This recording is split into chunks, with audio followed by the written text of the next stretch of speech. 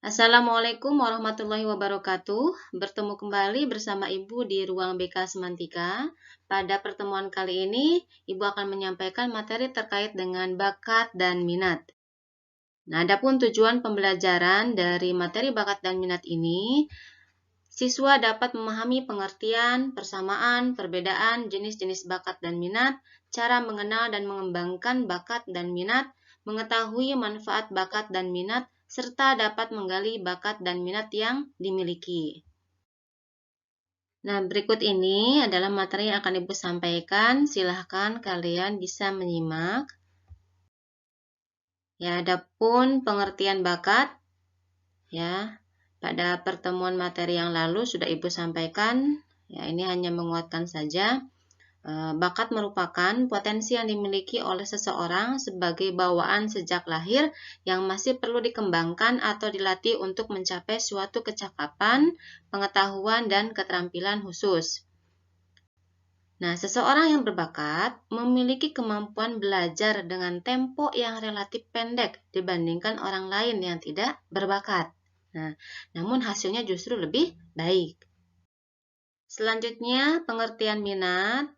Ya, minat sendiri adalah aktivitas atau tugas-tugas yang membangkitkan perasaan ingin tahu, perhatian, dan memberi kesenangan atau kenikmatan dalam melakukannya.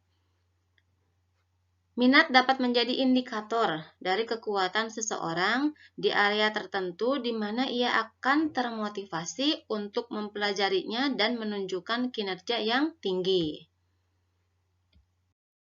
Baik, selanjutnya kita akan melihat persamaan dan perbedaan bakat dan minat. Ya, kita lihat persamaan dari bakat dan minat ini ternyata sama-sama perlu adanya pengembangan melalui proses belajar agar kemampuan dan keinginan yang ada dapat menjadi sesuatu yang nyata. Lalu perbedaan dari bakat dan minat sendiri, bahwa bakat itu inherent atau sifat yang permanen, natural atau bawaan, lepas dari aspek suka atau tidak suka, tidak mudah berubah dan permanen. Aspek genetik lebih dominan, ya, atau turunan, ya, turunan mungkin dari kedua orang tuanya, dari kakek neneknya, ya, itu bisa mempengaruhi bakat seseorang. Lalu minat sendiri, perbedaan dengan bakat itu, kalau minat lebih ke lingkungan, ya, pengaruh lingkungan, nurtural atau hasil belajar atau pengalamannya dia seperti apa, orientasi pada hobi atau kesukaan semata, dan mudah berubah sesuai dengan tren yang ada.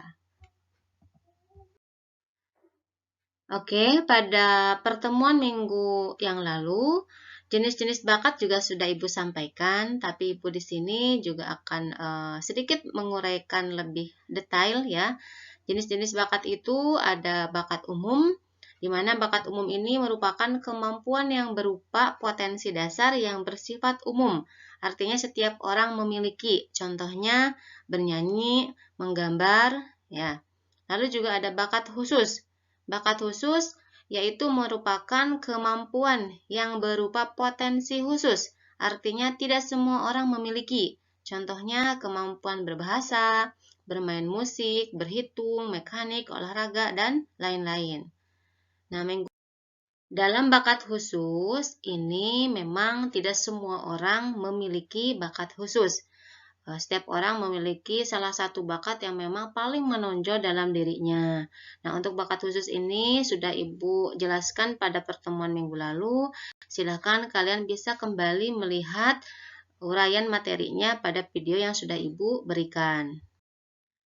Untuk jenis-jenis minat itu sendiri, di sini ada minat yang diekspresikan atau expression interest, ya, di mana seseorang dapat mengungkapkan minat atau pilihannya dengan kata-kata tertentu. Ya, misalnya seseorang mungkin mengatakan bahwa dirinya tertarik dalam mengumpulkan mata uang logam atau perangko atau lain sebagainya. Lalu ada minat yang diwujudkan, manifest interest, ya, di mana seseorang dapat mengungkapkan minat bukan melalui kata-kata, melainkan dengan tindakan atau perbuatan, yaitu ikut serta dalam berperan aktif dalam suatu kegiatan, misalnya kegiatan olahraga, pramuka, dan sebagainya yang memang menarik perhatian. Lalu jenis minat yang diinventariskan, ya, atau inventorial interest, di mana seseorang menilai minatnya agar dapat diukur dengan menjawab terhadap sejumlah pertanyaan atau pernyataan tertentu sebagai urutan pilihannya untuk kelompok aktivitas tertentu. Pertanyaan-pertanyaan untuk mengukur minat seseorang disusun biasanya melalui angket. Lalu bagaimana cara kita mengenal bakat? Yang pertama, lihat potensi yang dimiliki oleh diri kita. Kemampuan yang dimiliki oleh kita itu seperti apa? Lalu yang kedua, mengikuti tes bakat. Nah, tes bakat di sini biasanya diselenggarakan oleh lembaga tes ya, seperti lembaga tes psikologi ya, itu bisa diikuti ya. Yang ketiga, bisa memadukan antara potensi dan tes bakat. Itu akan lebih memberikan rasa percaya diri kepada diri kita sendiri bahwa kita memiliki bakat tersebut. Nah, setelah kita mengenal bakat, tentu bakat tersebut harus kita kembangkan, karena kalau tidak dikembangkan, kita sudah mengenal bakat dari dalam diri kita, tapi ternyata tidak dikembangkan, tentu lama-kelamaan bakat tersebut akan terpendam, hilang perlahan-lahan. Nah, bagaimana sih cara mengembangkan bakat itu? Nah, ini yang pertama, cara mengembangkan bakat itu memang harus adanya dukungan dari lingkungan, ya terutama lingkungan keluarga terkait dengan sumber daya manusianya, fasilitas, biaya, dan lain-lain. Lalu yang kedua, melatih atau mengolah bakat. Ya, yang sudah kita ketahui memang harus dilatih dan diolah gitu ya. Jadi tidak didiamkan saja bakat yang selama ini sudah kalian kenal. Bu, saya dulu bakatnya pintar melukis sampai juara tingkat kabupaten, juara tingkat provinsi. Tapi sekarang pas saat SMA, saya jadi ragu melukisnya kok jadi jelek. Ya karena memang tidak dilatih gitu ya. Padahal dulu sudah sampai mendapatkan kejuaraan gitu ya. Yang ketiga, cara mengembangkan bakat itu memahami hambatan dan mencari solusi. Nah, hambatannya apa? Sehingga bakatnya ini bisa berkembang gitu ya. Ketika sudah hambatannya ditemukan, silakan mencari solusi terbaiknya seperti apa. Dan yang keempat, cara mengembangkan bakat itu adanya keberanian untuk berkembang. Ya, jangan sampai kalian merasa minder, merasa takut ya. Silakan ya, gali seluruh potensi-potensi yang ada dalam diri kamu sehingga itu akan mewujudkan bakat yang memang permanen kelak di kemudian hari. Manfaat mengenal bakat. Nah, di sini yang pertama untuk mengetahui potensi diri. Ya, jadi kita bisa mengenal bakat, berarti kita bisa mengetahui potensi diri ya manfaatnya. Yang kedua untuk menentukan karir.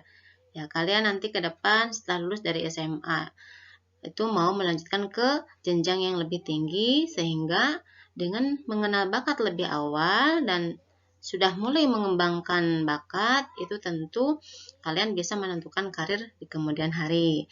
Yang ketiga, untuk mengembangkan profesi. Nah, ini profesi itu adalah pekerjaan di kemudian hari.